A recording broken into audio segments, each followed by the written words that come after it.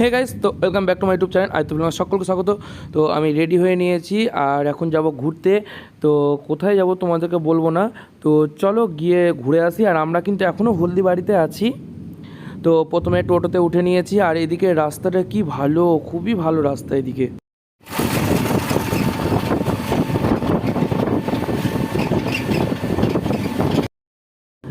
আর রাস্তার দুধারেই বড় বড় চা বাগান। তো এই যে সামনে এটা পুরোটা চা বাগান আর আমার এই সাইডেও পুরোটা চা বাগান ছিল।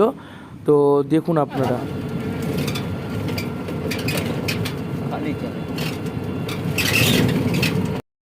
তারপরে টোটো থেকে নামলাম আর নেমে চা গাছে জল দেওয়া হচ্ছিল। তো সেই জল দেওয়াটা দেখলাম, কি সুন্দর সিস্টেমে চা গাছে জল দেওয়া হচ্ছে।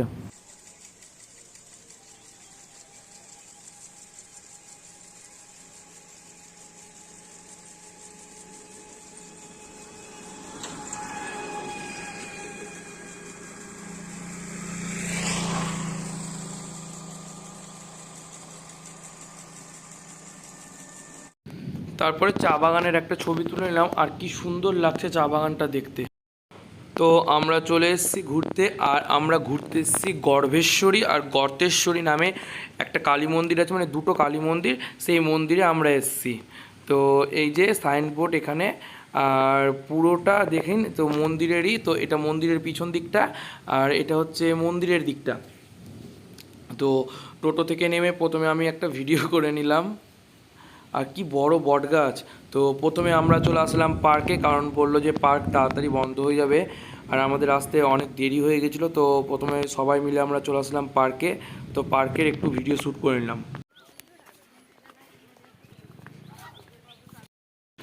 আর পার্কের এই দিকটা থেকে পুকুরের সোজাসুজি মন্দিরের দিকটা কি সুন্দর লাগছে দেখতে, অসাধারণ লাগছে দেখতে, তাই একটা ভিডিও করে নিলাম।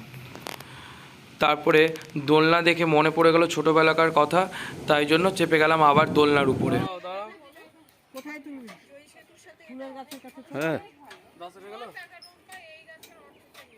আর কি সুন্দর এই গাছগুলো লাগছে, চারিদিকে দেওয়া আছে, খুব সুন্দর লাগছে।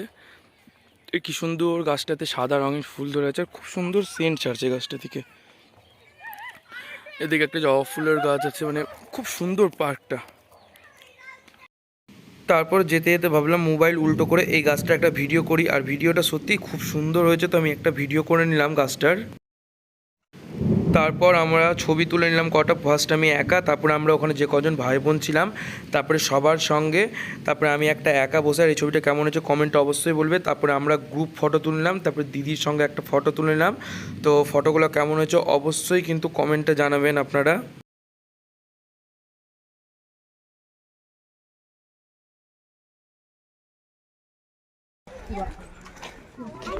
তো আমরা পার্ক থেকে বেরিয়ে গেলাম আর 6:30 বেজে গেছে, পার্ক বন্ধ হয়ে গেছে। আর এই যে তো এবার আমরা মন্দিরের দিকে যাচ্ছি।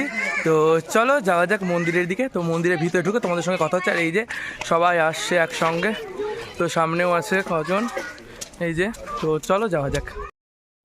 তারপরে চলে আসলাম আমরা মন্দিরের ভিতরে। আর সবার প্রথমে আছে গর্ভেশ্বরী মন্দির আর তারপরে হচ্ছে গর্তেশ্বরী। তো দুটোই মা কালী। আর এই যে গর্তেশ্বরী সামনে লেখা আছে। তো এই দুটো মন্দির। তারপরে এখন এখানে সন্ধ্যা আরতি হচ্ছে, তো আমরা সন্ধ্যা আরতি দেখলাম কিছুক্ষণ।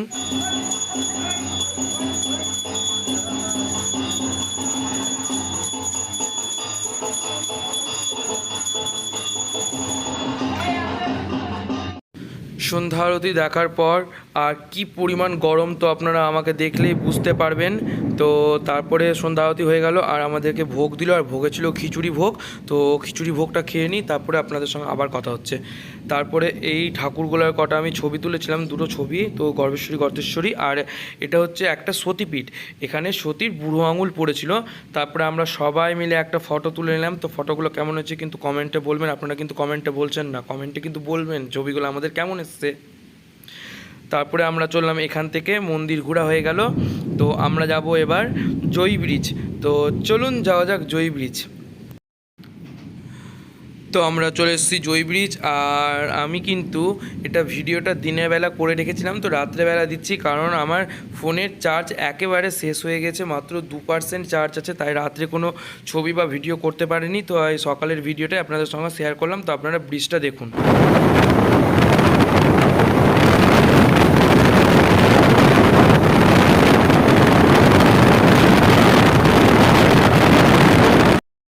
আর এই ব্রিজটা তিস্তা নদীর উপরে আছে।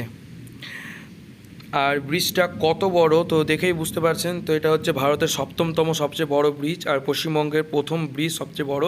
তারপরে আমরা দিদির ফোনে কটা ছবি তুলে নিলাম। তো ছবিগুলো কেমন হচ্ছে, তো আমার একা ছবি, এটা গ্রুপ ফটো। তারপরে এরকম করে আমরা অনেক ফটো তুলে নিলাম।